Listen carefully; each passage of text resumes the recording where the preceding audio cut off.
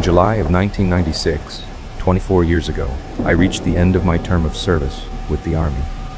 I was stationed at Fort Hood, Texas, and I made the firm decision that, at the stroke of midnight, I would complete my out-processing and begin the long drive back home to Wisconsin.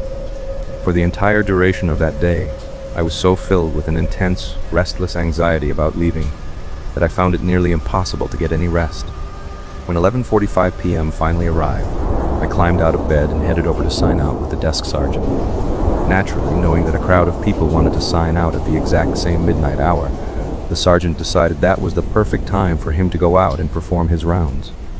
I was stuck in a bureaucratic holding pattern because, according to regulations, I could not leave until I received my final sign-off from him and physically turned in my room key. I waited, and then I waited some more. It was 2:45 a.m. when he finally returned to his desk. I turned in my key, secured the necessary sign-off, and by 3:30, I was finally on my way. At the start of the drive, I was fueled by so much raw adrenaline that I felt I could easily drive for days without stopping. Unfortunately, that surge of energy was fleeting. By the time I was pushing through the traffic around Dallas, I was nodding off at the wheel.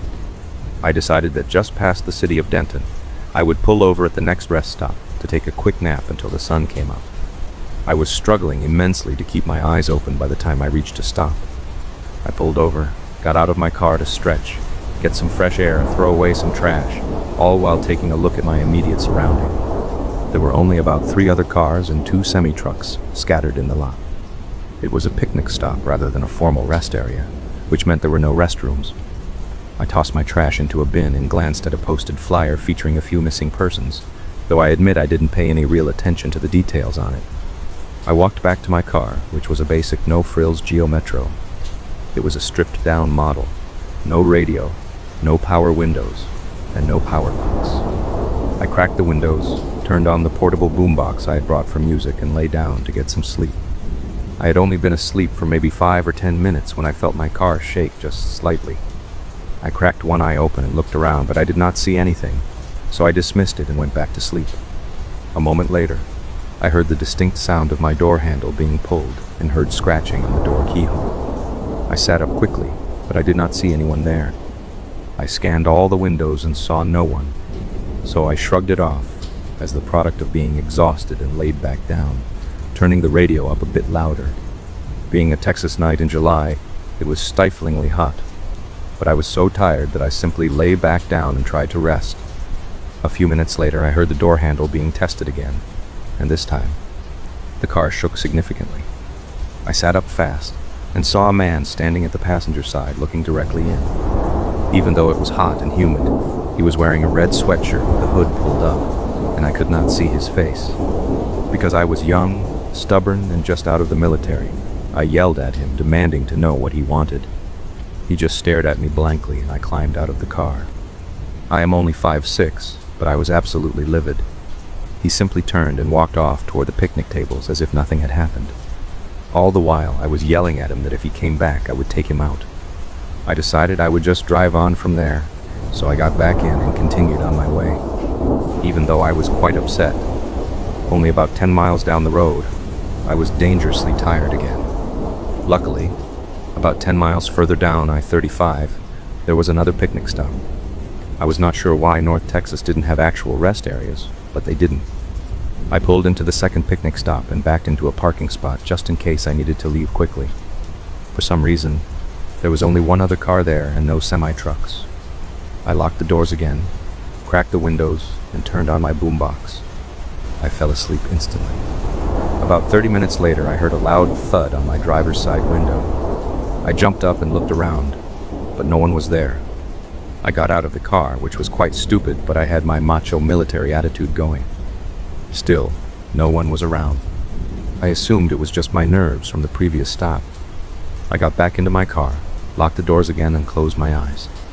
This time, I was too amped up to fall asleep, so I just lay there with my eyes closed.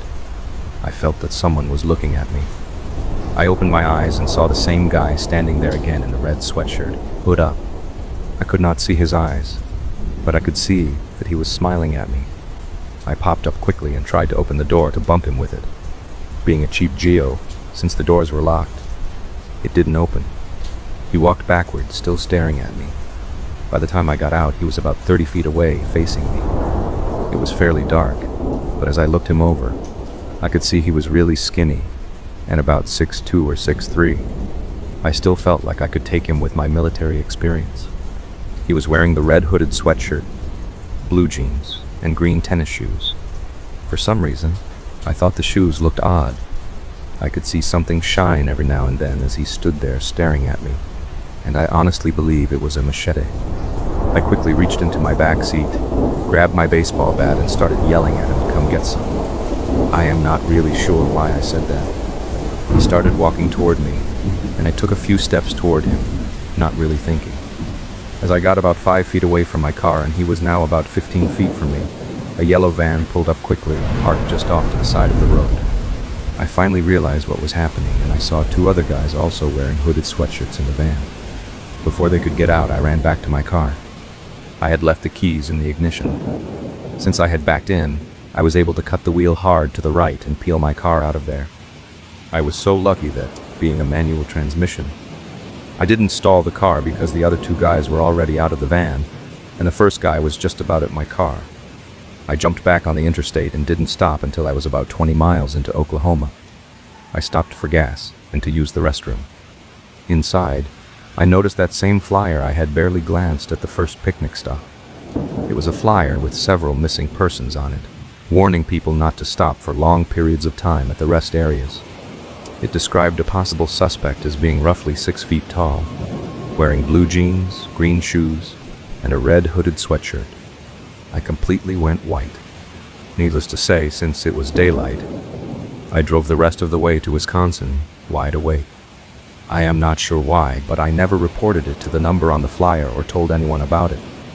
But now I live in North Texas and pass those 2 picnic stops every day on my way to work, and I think about that night quite often.